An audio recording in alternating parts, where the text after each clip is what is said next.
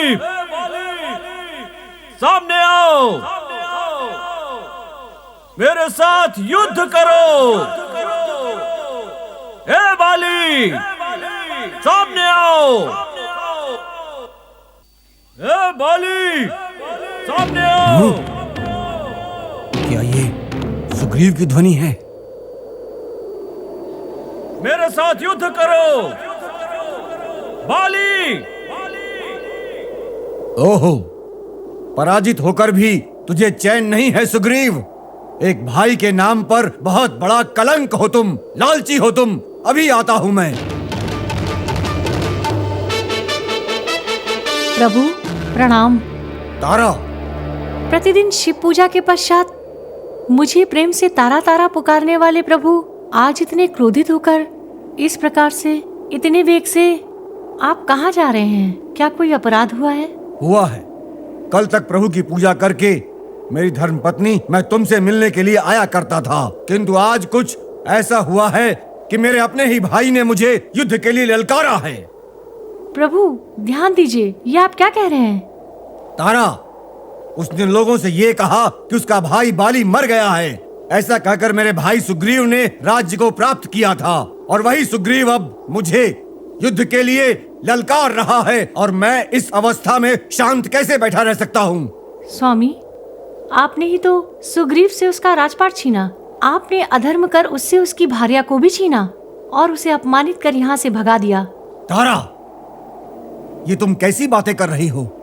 यदि बड़ा भाई राज्य का राजा हो तो छोटे भाई को युवराज बनकर रहना चाहिए, यही नियम है। किंतु उसने नियम को तोड़ा है, जो कि उचित नहीं है। किंतु सुग्रीव लालची हो गया है, इसी कारणवश मैंने उसे मार कर भगाया था यहाँ से। सुग्रीव के कर्मों के कारण उसकी पत्नी भी जंगल में उसके साथ दुखी न रहे, यही सोचकर मैंने उसे यहाँ रोक लिया था, ताकि वो यहाँ पर सुरक्षित रहेगी। किंतु अब तुम ही मुझ पर आरोप लगा रही हो। स्वामी, लोग सुग्रीव पर विश्वास करते हैं और उसकी बात मानते हैं। लोगों की धारणा आपके बारे में उचित नहीं है। सुग्रीव के लिए सबको सहानुभूति है, इसीलिए मैं आपको समझाने आई हूँ। आप मुझ पर तो विश्वास कर सकते हैं ना? आपकी इसी छवि के कारण हनुमान जैसे बुद्धि वाले भी सुग्रीव का ही साथ दे रहे हैं। तारा, उस हनुमान को तो स्वयं अपनी शक्ति का भान नहीं है।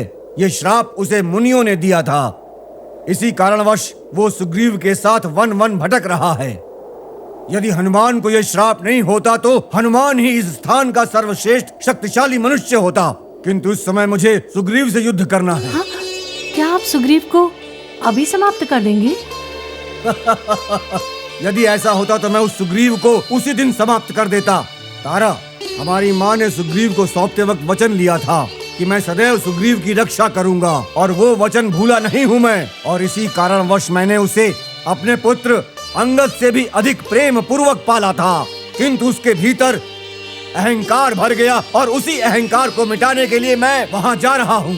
अब समय आ गया है कि उस अहंकारी सुग्रीव को एक उचित शिक्षा दी जाए। स्वामी, आपके हृदय में अभी भी करुणा है, किंतु आपका भाई सुग्रीव वो ऐसा नहीं सोचता। वो आपको मारने की योजना बना रहा है। क्या कहा तुमने? सुग्रीव योजना बना रहा है? किंतु उसका साथ कौन दे रहा है? अयोध्या नरेश दशरथ के पुत्र राम अपने भाई और अपनी पत्नी के साथ वन में तपस्या करने आए हैं, किंतु राम की धर्मपत्नी सीता का रावण ने छल कपट से हरण कर लिया है। राम सीता को वन वन में ढूंढ रहे हैं। सुग्रीव ने उनसे मित्रता की है और उन्हें ये वचन भी दिया है कि सुग्रीव की वानर सेना उनका सहयोग करेगी, अतः वो आपसे युद्ध करने के लिए तैयार है। राम और सुग्रीव में मित्रता हो गई है, ये तुमसे किसने कहा? पिताजी, मैंने ही बताया था। पुत्र अंगद, यहाँ आओ। अब ये बताओ मुझे कि तुम्हें ये सूचना किस प्रकार से मिली है पुत्र? स्वामी, ऋषिमुख पर्वत से सुग्रीव की बड़ी सी सेना देखी जा सकती है। ये बात हमें हमारे ही विश्वास पात्र सैनिकों ने बताई है। उनके सेना नायक राम बहुत बड़े धनुर्धारी हैं। स्वामी, राम एक निपुण धनुर्धारी हैं और उनके छोटे भाई लक्ष्मण, वो भी युद्ध कौशल में पारंगत हैं। जो कुछ भी है, किंतु वो हमारे पारिवारिक झगड़े के मध्य क्यों हैं? हम उन्हें ऐसी अनुमति क्यों दें? अतः सुग्रीव को बुलाकर उसकी संपत्ति और उसकी पत्नी उसे उसके सम्मान के साथ सौंप देनी चाहिए। आप करुणा से भरे हैं, ये क्रूरता आप पर शोभा नहीं देती। क्या कहा तुमने अभी? जो दूसरों की हत्या करने की सोच रहा हो उसके विषय में तुम दया की बात सोचती हो? ये नहीं होगा। यदि तुम मेरी पत्नी नहीं होती तो जीवित नहीं बचती। किसी और ने ऐसी बात कही होती तो मैं उसके सिर को खंड खंड करके स्वर्ग लोक तक पहुंचा देता, इसमें संदेह नहीं मुझे। आप इस तरह से क्रोधित ना हो स्वामी। हमारे परिवार में राम का इस तरह अनायास हस्तक्षेप करना उचित नहीं। इसी कारण से मैंने ये योजना बनाई थी। तारा, मैं उस राम के विषय में बहुत अच्छी तरह जानता हूँ। वो केवल शूरवीर ही नहीं अपितु न्याय शास्त्र के भी अच्छे ज्ञाता हैं।